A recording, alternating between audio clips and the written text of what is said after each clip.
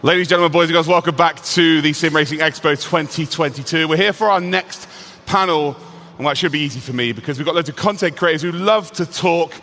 And well, let's introduce our first one then. We've got Dizzy, who will be joining us. We can clap if you want. Don't have to. It's fine. Pop over to the left there, buddy. We've got MaximeMXM as well. Hi, Max. Hello. We have indeed got Rory Alexander as well. He's like 9 foot tall. What's the weather like up there?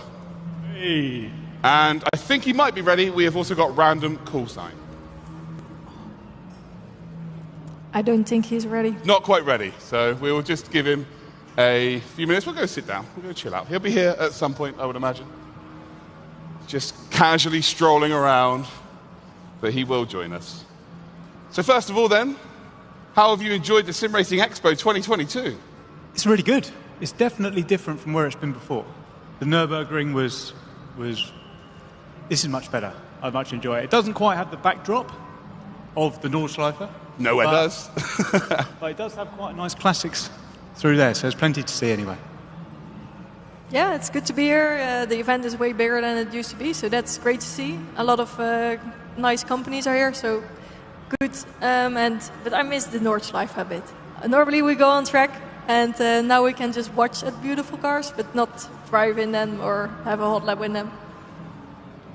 It's bad for my credit card. Yeah, it's a perfect answer, that is. Yeah, it's really bad for my credit card. So it's my first one, and I really do enjoy it. It's great to see like similar faces. You drive like 2-3 years, and then you see them face to face. It's great. I love it. Of course, you say you miss the Nürburgring. Have you been to the Norris Ring yet?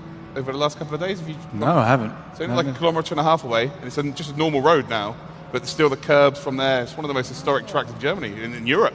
I have a funny story. I was here visiting some friends 2 years ago, and I was walking with my stream on the back, so people were sitting on my shoulder, and then I came here like yesterday, and I was like, "You have been here? What's that?" And then I was like, "Oh yeah, that's a Norris Ring." Whew. And I didn't even knew that we are like 200 meters away from it. Yeah, it's funny. It's just around the corner. I was there last night, and I'm used to working there, like as a commentator, so seeing it as a race track and then just to see it casually being driven on by everybody is mind-blowing. Right, anyway, back to the actual topic in hand. All of you started off, as a hobby, of course, content creation. It's not something you just turn around and go, "Oh, I'm just going to start making videos, and that's it. It's going to be my job." But at what point did it trigger your brain to go, "Do you know what? I can take this seriously. I can really make a go of this and make a living"? For me, God, it's going to get deep real quick. I was just really unhappy with what I was doing outside of, in the real world, what I was doing day to day. And it got to that point, almost like a tipping point. I've been making videos for sort of 3.5-4 years. And it almost got to a tipping point where I think, yeah, we've got enough momentum here. Things look okay.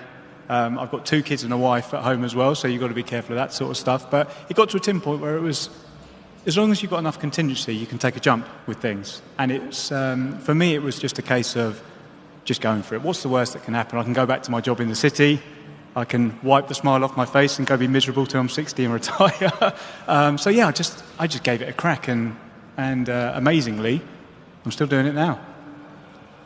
And that's a good story. But for me, I was still studying in university and building up my channel. So then, of course, you're still learning everything and trying to balance it out. So it was really difficult to combine YouTube and writing my thesis. Of course, you need to fully focus on something to make it work. And I couldn't really do what I wanted to do because I wanted to finish the school. But when that was done, I went to Berlin for G2 Esports. They had like a tournament, make the squad. If you got in the team, then you got a year contract with them, and then I was able to, just give it a go and do it full time for a year at least. And from then, at the end of the year, I was at the Logitech G Challenge. Met the team there. I really liked their products, and I said like, okay, well, my year contract with G2 is over, but I still want to use your product, so maybe we can do something together. And now I'm working with them for almost 3 years. Helping them with social media as well, and the rest is history. So basically, I studied in 2013 and made my diploma, and then I took a year off just to be me and cut off all the costs I had and live like my youngest life with nothing, like one piece of bread every day, and then I grinded the last 9 years, like day in, day out, 7 days a week, and that's like the whole story behind it. So when I turned around and said, you don't just one day turn around and go, you're going to be a content creator, you literally did. Yes, do that. I did I got my diploma in December and started in January. Wow, that's incredible. When did you realize it could be your job? And maybe it's still it hasn't quite sunk in yet that this could be my job, even though it is. I don't know really. When did you guys? It kind of just happened. When I could pay my first bill. Oh yeah. That was it. How did that feel? I remembered, like, I'm still thankful for that guy. I had one guy who was paying my rent. He didn't knew that, but he paid my rent for like 3 or 4 months. He didn't know. He didn't knew that, How did he not know? He donated me so much money I could pay my rent. So I got from one guy once a month that payment, and then I knew, okay, I go for it. I go all in. I just cut everything off and then I went in. It was so stupid. When I was 27, now I'm 37, so it was stupid. I wouldn't recommend that. No. For me, I was, of course, in school. I had my internship at a company, like PR company for games. And then they asked me to work for them, so I worked there for a couple of months. But then at one point, with a sponsorship for YouTube, one sponsorship, I made more than what I made there the whole month. So then I was like, maybe I should use my time a bit more wisely and fully focus on YouTube and see where it goes. Yeah, when you get your sort of what you would earn in a day, you've been working from 9 till 5:30, 6 or something. You get home, jump on the simulator and do something you enjoy, and earn as much as you had done being miserable in the office all day. That's kind of when those days sort of add up. That's when it starts to think, oh, maybe. Yeah, and also like how you spend your time. Like also when you're in the office all day, people go home and they're off. But that's where our job starts. Like when you're at home, that's just and then you work till you go to bed. So it's and it starts all over again. Exactly, and also what you said, like working 7 days a week, maybe like 12 hours per day. Yeah, you have to put all the effort in to make it happen. It never ends. It never ends. Your day never ends, no. So prior to it being your living, did you face any serious challenges where you had any doubt in your mind that you could make it happen? Yeah, I had, like in 2018, I got a breakdown. I worked so much, like from 9 in the morning till 2 in the night, and I did that for 3 years, straight up, every day. And then I just went to an event and met some people, like good friends I met over the stream, and I was so mad at them for no reason, and then I said, okay, I need to stop that. I took 1 day break, like now I have a six-day week, so I do office stuff at Mondays. And then at this point, I realized, okay, that's too much. Like I was totally burned out. Yeah, you have to listen to your body and give it the rest when it's so yeah. Yeah, finding balance is quite a difficult thing. You've got to go to the only way to find balance is to go to your limit. Find that is where your limit is, and then ease off to where you almost cannot sustain it. And if you're somewhere in the middle, that's where you've got to kind of stay. And once you've been through, it's a common thing when you do content creation, is burnout. Or any job, you can be burnt out in any job. It's just a bit of a buzzword in content creation, isn't it? Yeah.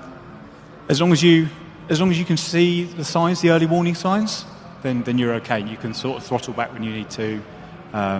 But yeah, I've been there too. But you only do it a couple of times, and then you learn. That's all that success is running out of ways to fail and learning from your mistakes. And as long as you're learning from them and saying, right, I'm not going to do that again, or I'm not going to do that again because that had a negative effect on what I'm trying to do, eventually you'll find your way, eventually.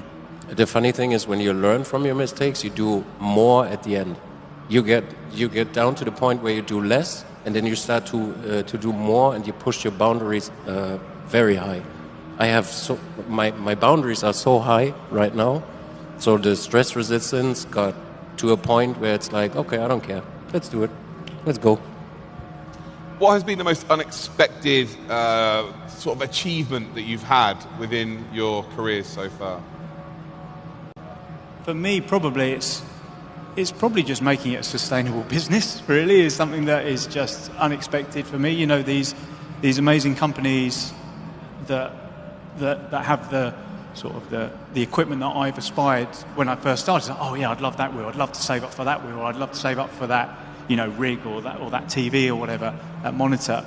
And when they actually talk to you and recognise you and actually want you to be a brand ambassador for them and work with them, and then you see the power behind them at places like this, that for me is that's the most astounding thing for me is the recognition part, I think.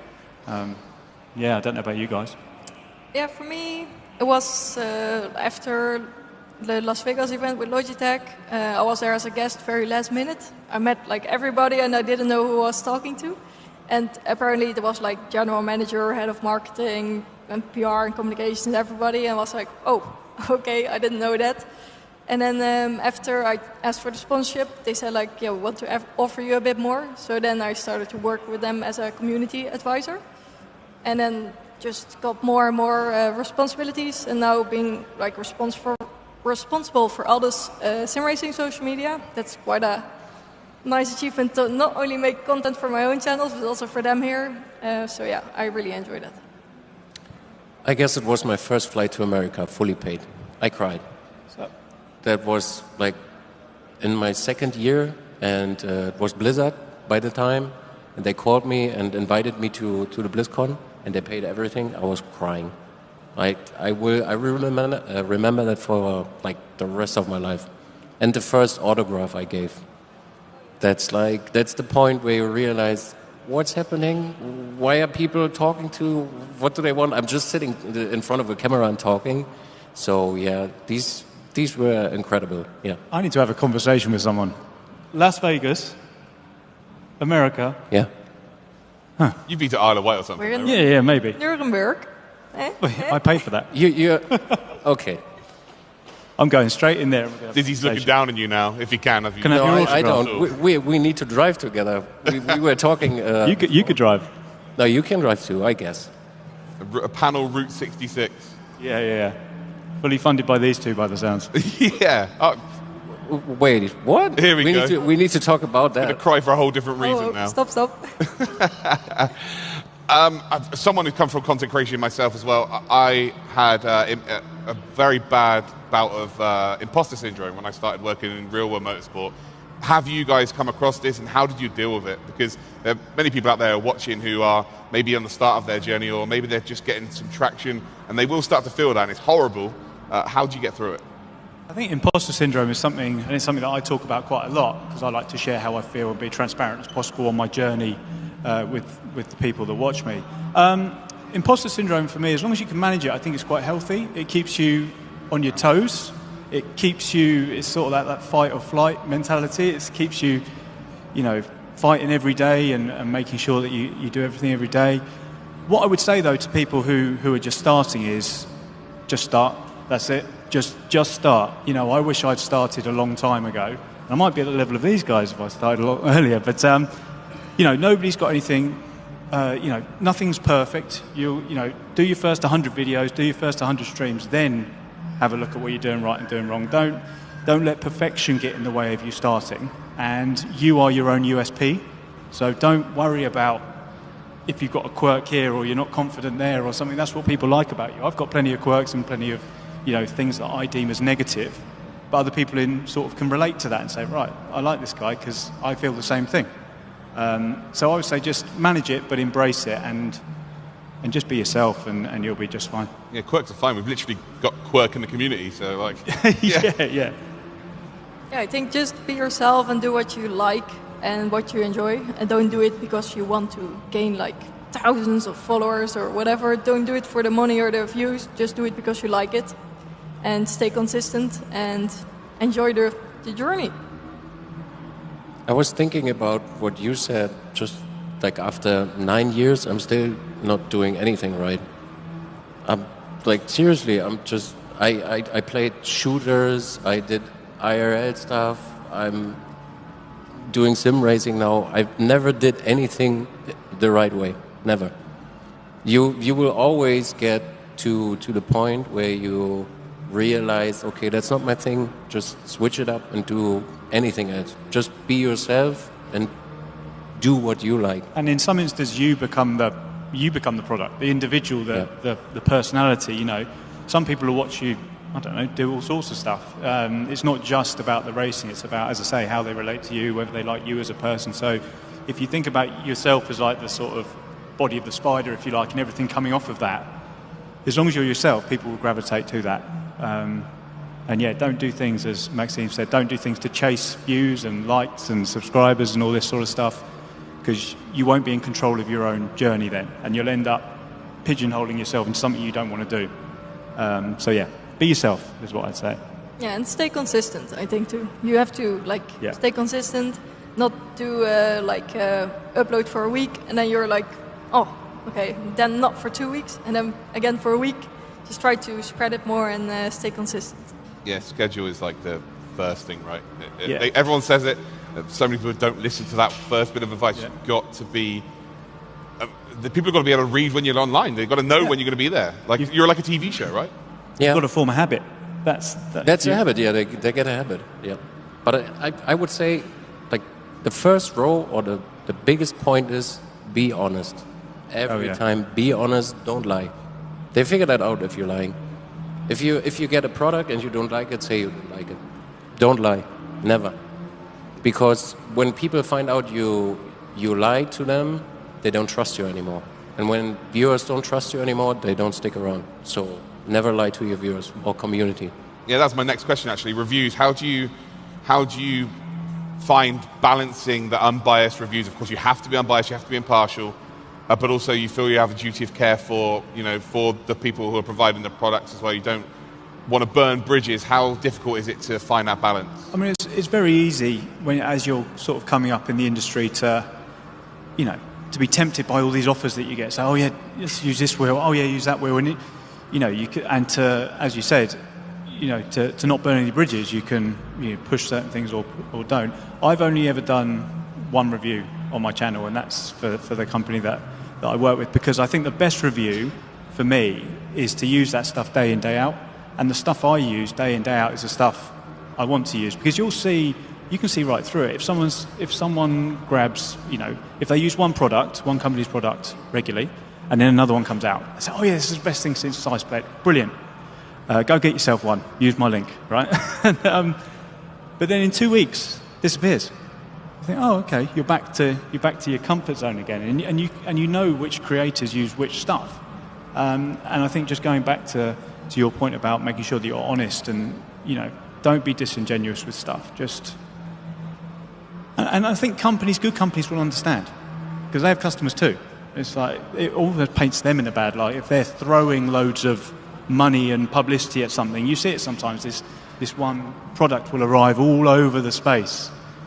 You think, okay, you were doing the same, but 2 months ago with something else. So for me, it's not really the space that I'm in. I just that's my best review, is to use it day in, day out, and the fact it doesn't break, and the fact I'm very happy about it, it's probably the best review I can ever have, and that's the way I go about things, to be honest.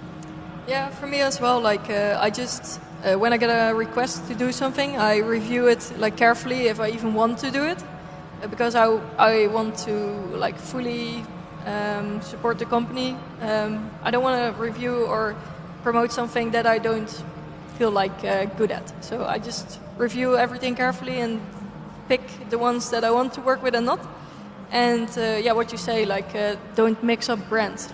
Don't review or use a laptop from one brand and then in 2 weeks later you're using and promoting the other one. That's not fair. So and then you lie to your viewers, and you shouldn't. So yeah. The funny thing is, I do that. You do that? Yeah, I do that. Oh.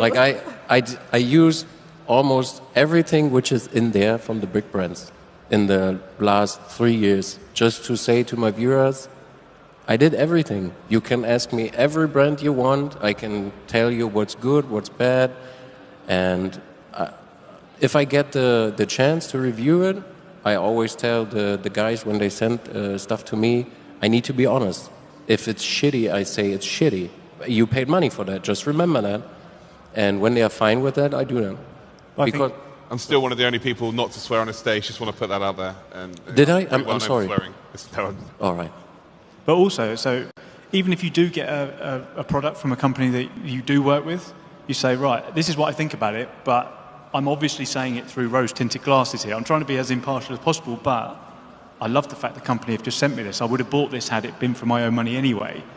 So I think you can be okay with saying it. Be yourself. You can say, I really, really like this. I'm trying to be impartial, but obviously the elephant in the room is I work with this company anyway. So I'm going to have a slight positive bias to it. And I think people appreciate that. I think companies, I think the legitimacy of sim racing particularly has forced companies to be more professional, because I feel like 5 years ago, we were, I can't speak for you three, but I was being taken advantage of by certain companies. And also it's not like you were forced to give a positive review, but if you were honest, which I've always been, they wouldn't talk to you.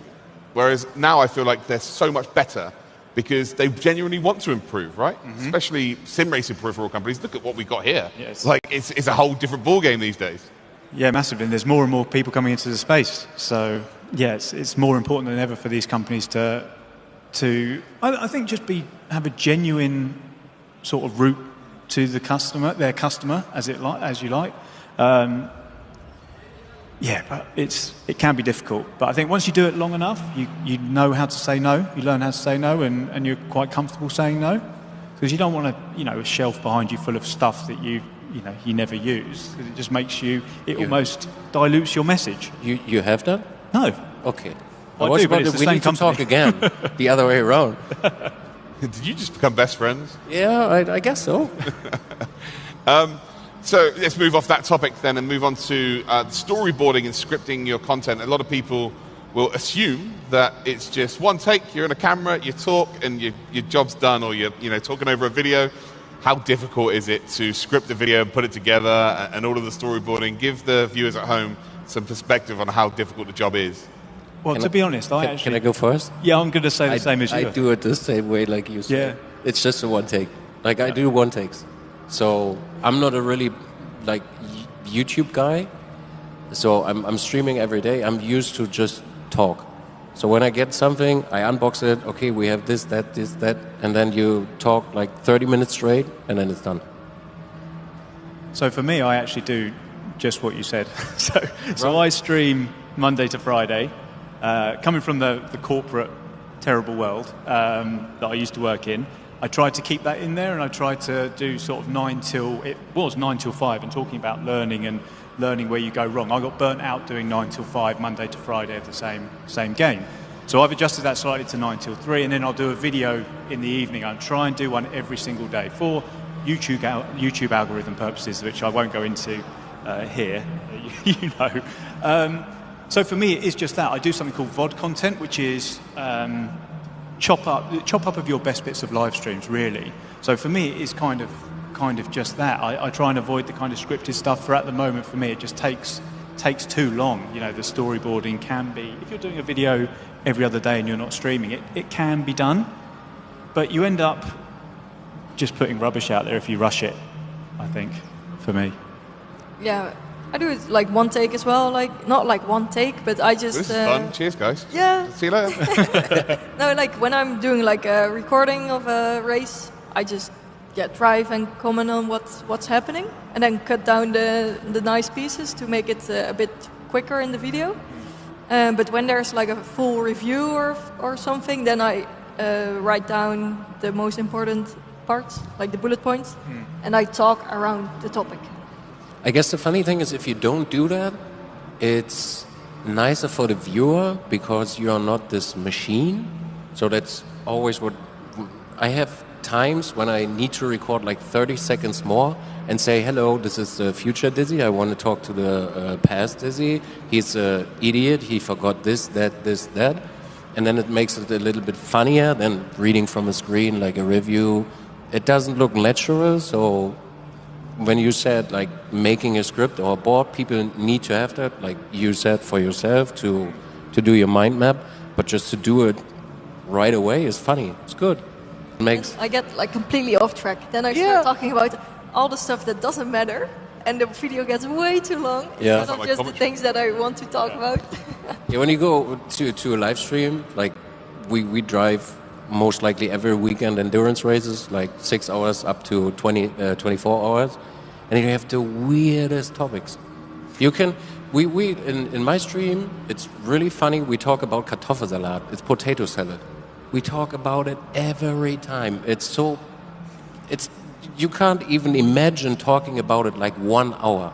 And then you go from there to, oh yeah, we're driving a race. Let's talk about a race for 5 minutes. And then you go back to potato salad. And then you talk about cars. And then you talk about shoes. So I know, 18 hours into Daytona, anything goes, right? We've all done an endurance race and just start waffling. Yeah, I agree. But yeah, just going back to the whole scripting and storyboarding stuff, I think a storyboard is good. Having a loose idea of what's going on with some bullet points can often help. But, you know, those mistakes that you make you genuine and brings you that connection. Because you're not, the whole thing is, well, certainly what I do, it's called YouTube. It's supposed to be amateur. It's supposed to be, you know, you can get too polished and you can get, and it just, if somebody wants that, they watch the TV, you know, the big production and all that sort of stuff. But I'll often leave stupid things that I say in, or I'll leave my intro where I say, "Hi guys, Eerie is here," about 10 times in it because I've managed to mess that up. So, and I think it brings people close to you if you just say, "Look, this is me. I'm just like you. I get things wrong." So yeah. And the bloopers are sometimes very funny. So I just like put them on social, and then everybody starts laughing. Yeah, they are. What does content creation mean to you? What's the definition for you each personally? It's my life. I will never do anything else in my life anymore. Never. I will die with it. Yes.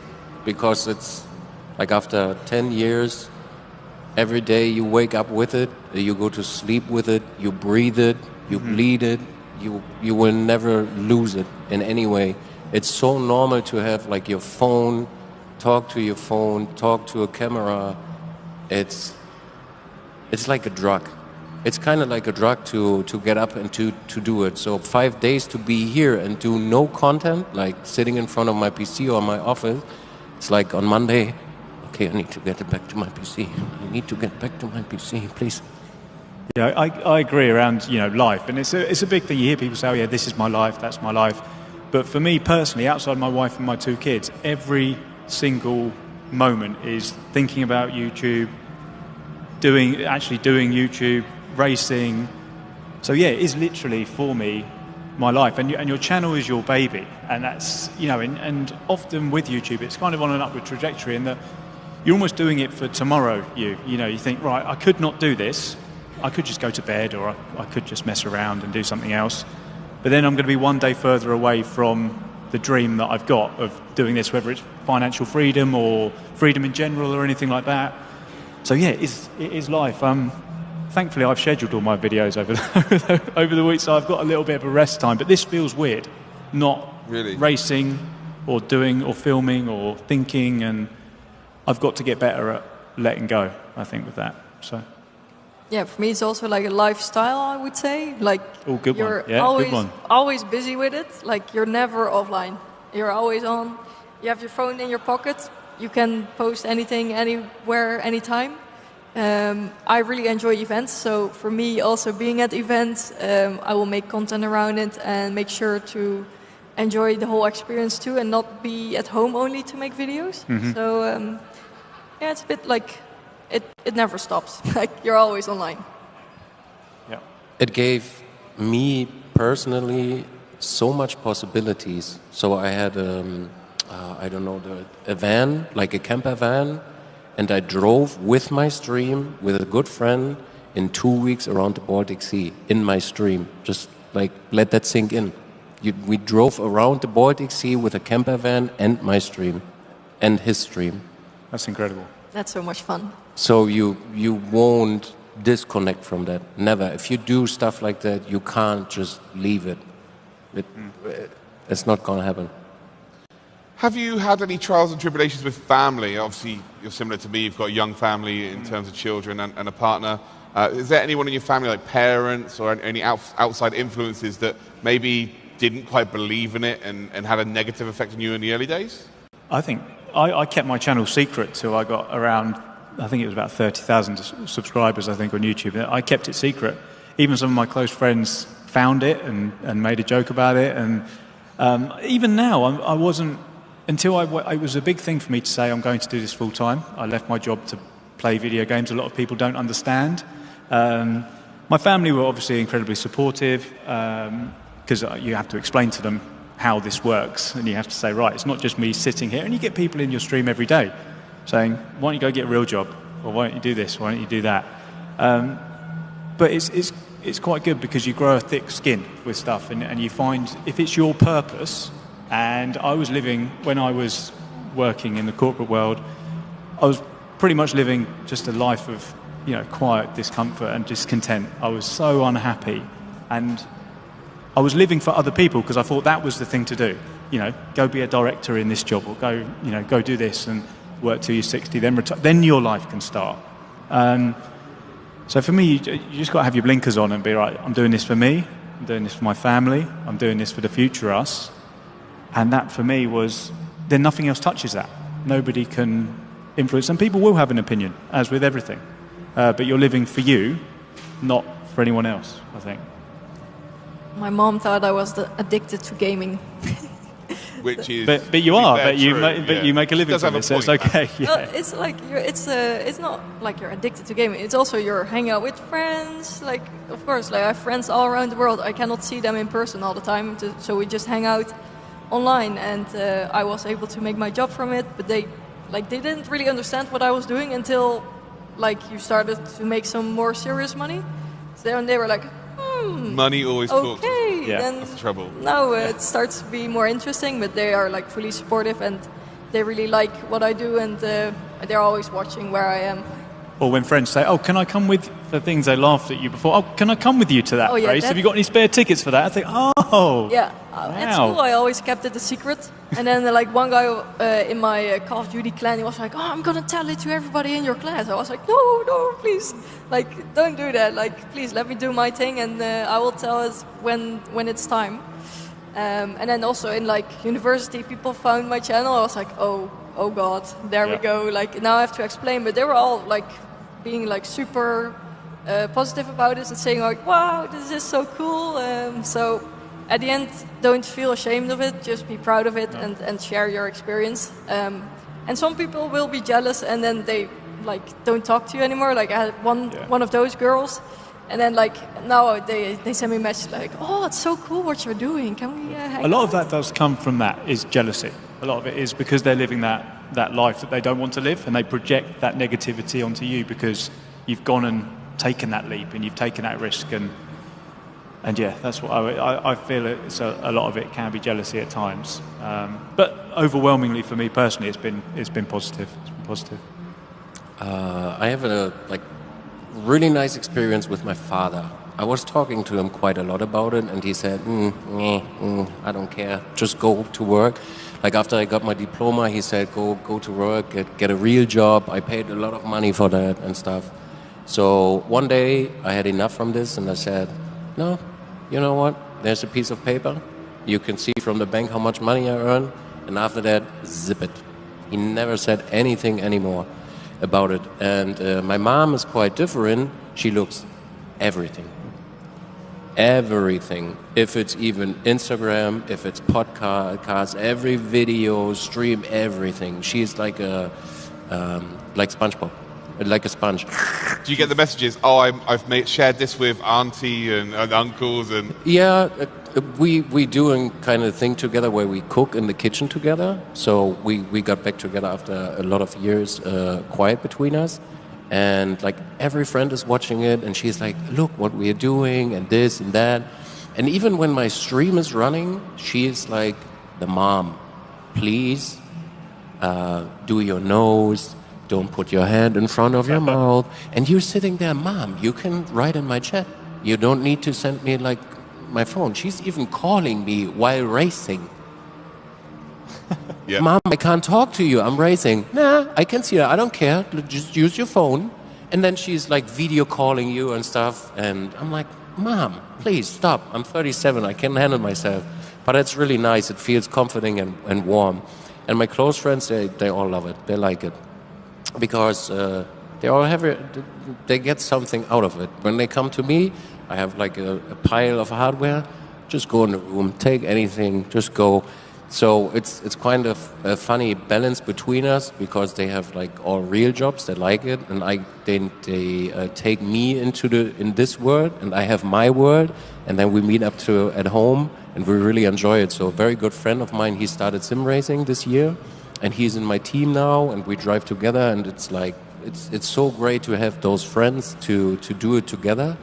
It's amazing. And I'll say to anybody out there who is maybe going through some negativity, my story is there's loads of people who are sort of putting me down at work and stuff almost because they were stuck. And it is because of that. They are stuck themselves and they want to do something they love. That's the dream, right? To have a job you love. Like, it doesn't feel like work sometimes. Of course it does. It didn't at the start. Yeah, it does feel like it is a job at the end of the day, but for the most part, you're smiling, you're enjoying yourself, and people who are happy for you aren't the loudest, of course. People who want to hold you back and keep you with them as miserable, they will be very, very loud. So you just got to really forge your own path on that one. And remember what you're doing it for. Yeah. If you've got a family, that's, you take it as seriously as your job, whether you put a shirt and suit on and jump on the train to London, or whether I just go sit in my sim rig all day. It's that same intensity. It's probably more intense on YouTube because when you get to a level you become self-employed. If I don't sim race today, I'm not earning money for my family. Whatever happens at my old job, I can sit there, put my feet up and sit and avoid work by drinking coffee all day and talking to people I don't really like. And I spent a lot of my time doing that. And but here, you just have to work, and just remember what you're doing it for. Remember what you're doing it for, and what tomorrow could bring if you just do one more race, or if you just get that video finished, or But previously, it was, you've always got that ceiling, haven't you? You've got that glass ceiling. But here, it's, your career is what you make it. And I find that really empowering and inspiring and motivating. I think we're in the only industry, like you made a really good point, that people ask, are you still playing video games? Like, that's all it is seen as, right? Are you still playing video games? I never got the question. Never.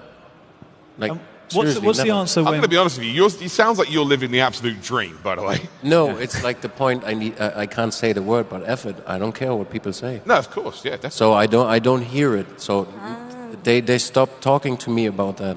Oh, I understand. Like, I have grown people, they build houses, have kids and stuff, and they come to me, visit me.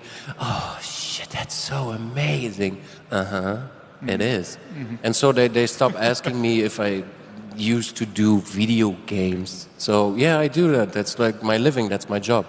And so they stopped asking them. And I started very, very early to dismiss people out of my life who think it's just video games. It doesn't matter if they don't want to play. They don't need to, but they don't need to stick to in your life to make you miserable with their attitude against you or against video games. Yeah. Because it's not just video games.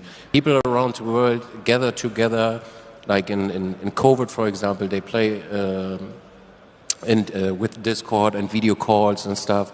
So it makes the world a little bit closer on people. So it's not just video games. It wasn't only video games. There's a big stigma or stereotype, isn't there, that you're in your mum's basement or something playing computer games till 3 a.m. in the morning. But it's in your one pants. of the most social things, especially these days, online gaming. It's one of the most social things you can do. Yep. Yeah. Just it's weird though. I wouldn't walk touch up grass, breathe clean air, or have interaction with people by touch. It is strange though when you do get that negativity around what you do for a job. I don't walk up to people, my other friends, and go, "Are you still doing that insurance sales rubbish? Are you still doing that? What? Get a real job." Like, could you imagine saying put that? Letters in someone's house. And then Stop ringing people all the time. So it's an odd way. It's something I've definitely had to get used to, because when you think about it on that level, it is so silly. It is. So again, it's around just keeping your blinkers on, knowing why you're doing it, know what your motivations are, and just keep going. Just keep going. back to sim racing specific, has the content creation ever taken the fun away from sim racing? Yes. Driving every weekend, long-term races, yes. Sometimes. But it stops. What sim racers forget is that real drivers in real life, they have breaks. They get away from the car, they don't see the car for 2, 3, 4 days, and sim racers sitting in the sim like every day. You burn out from it because your body will like tell you to stop driving, it hurts. I have like a really bad knee injury from it, so yes. But you will realize, as you said earlier, you go to your boundaries and then, okay, I need to go back. It's too much. And then the fun comes back. The biggest thing for me is I've lost my hobby, because my hobby is my work. So that's difficult for me to find that outlet now, because it is, whilst I love it, it's still work. And when you crash on lap 1, it very much feels like work, because you're having to carry a stream or carry a video knowing that what you're putting out is just rubbish. But yeah, I think finding, I don't know, I used to play golf and things like that. I think I just need to find something else other than maybe the gym is all I've got that is my time. So that's the biggest challenge for me. It's funny, I started golf too. Yeah, I'm not very good at it. No, me neither, but we can play. We can. I see, we get along very good. I like that. Get your van, we'll go play golf. Yes, let's go. Yeah, for me, I always played video games because I liked it. But then when you start making content of it, you always feel like you never want to play in your free time, because you think, oh, I can stream, or I can make a video now, or maybe I get a very good game or race and I want to put it on YouTube. So I I never play games for free in my free time anymore. Yeah. It's always, I want to make content from it then. So yeah, I've been like going to the gym as well a lot, and just finding spending my free time there. To make it relatable, it's like, imagine if going back to my old job, imagine if I'd done a whole day at work answering emails and dealing with rubbish, got a bit of free time, so what I'll do is I'll deal with more rubbish and ask more emails. Yeah. That's kind of what it feels like. Sounds great. It's just a different vehicle, no pun intended. It's like sim racing, but it is still, you've got to take it seriously when you're at a certain level where it pays your mortgage or puts food on the table. It definitely gives you a different mindset, definitely. So a normal job in the UK, we get like 4 weeks annual leave, right? Yeah. As a content creator, you kind of got to manage that yourself. How do you manage holidays? I don't go on holidays. I hadn't been on holiday since I went full-time in March, but I've got to because my wife and my kids need a holiday. Yep. So that is literally the only time I will take it. I won't, everyone says, oh yeah, you work for yourself, you can be flexible. You're not, it's even worse. I've never worked harder, to be honest. I've never worked harder. And yeah, I do it to ensure that they have a good balance and they have the life that they want. And then I fill in the blanks around that for me. A good friend of mine, I want to quote him, he's always saying, that's your vacation. And that's it. Your job is your vacation. So I don't do vacations. So Dizzy is actually going to be moonlighting as a motivational speaker for the rest of this week, by the way. Unbelievable guy. I'm sorry, I was about to say more to it. Because I apologize. No worries. I was on vacations this year in September for 1 week to get my golf license. And I was so proud of myself because my friend asked me, he's a really good friend of mine, he's modding my stream, and he said, do you want to go to golf with me? Do you want to do your license? I'm like, nah, I want to drive my sim, no. And he said, yes, you do. And he booked the hotel and stuff. And I said, yes, okay. And then I went for the first time on the course. And it was like in the morning, like northern Germany, there's a lot of fog. It's really like humid. And I breathed in for a second and then, I need to go to vacations more. And now I do vacations once a year because it's good. I think just going back to your imposter syndrome at the start, and once I feel, for me personally, once I get to a certain level, I can then throttle back. But at the moment, as I've only been doing this full time for the last kind of 9 months, I'm still very much in that I've got to hammer this as hard as I can stage. Then once I get to a certain established level, then I can start, streaming maybe 3 days a week rather than 5 days a week, or I can do a video every other day. But at the moment, it's just, I don't have that comfort yet. And I think when years go down the line, it'd be lovely to go on holiday and have a bit more flexibility. But at the moment, it's just full bore for me. Yeah, and like when I'm at events, like I travel a lot for work, but also to places like Tokyo and Australia, and I've never been there. So I was like, okay, I'm here now. I don't want to like be here for 5 days and then fly back. That's when you're like almost longer in the plane than in the country. So then I always try to extend my trip and have maybe a couple of days of exploring the city, and that's how I try to combine it. And this year I actually went like on to Italy for 5 days for holiday. So I'm trying to give myself a bit more rest. To your point, when you said that you don't want to miss anything, so you be there every day. The funny thing is, when you come back from Expo and you haven't been there for 4 days, you have more viewers than everyday streaming because they miss you. So it's good to be away from them. It's most likely it will be. But then in your head, it's like, so just being completely frank about it, it's like they're going to find someone else to watch. That is my fear. No, because I'm going on holiday. I'm going here, and then I'm actually going on a family holiday elsewhere. So I'm not streaming for 6 days. I've got video lined up for every day, but I can see the panic in your eyes. I'm petrified. I'm petrified. But they will find anyone else anyway, even if you're there. I say that. There's a reason why you're all set up here. Good content. It's like for me, it was good for my brain to say, like, even when we stream, I recommend you as a good guy, and even when I'm streaming, I would say, just go to him. He's better today. Get comfortable with the point that you're shitty from time to time, and people don't want to watch you, and that's okay to give them the entertainment they want, because for me, it's like, how do you say that? Not honor. It's like you recommend someone because you like him, and you're fine with that, and that's okay. Yeah. You know your weak spot. Yeah. Well, I did have a few more questions, but the answers you've been given have been so good. We've actually run out of time. But I do want to say thank you so much for your time. It's been really fascinating to talk to you all.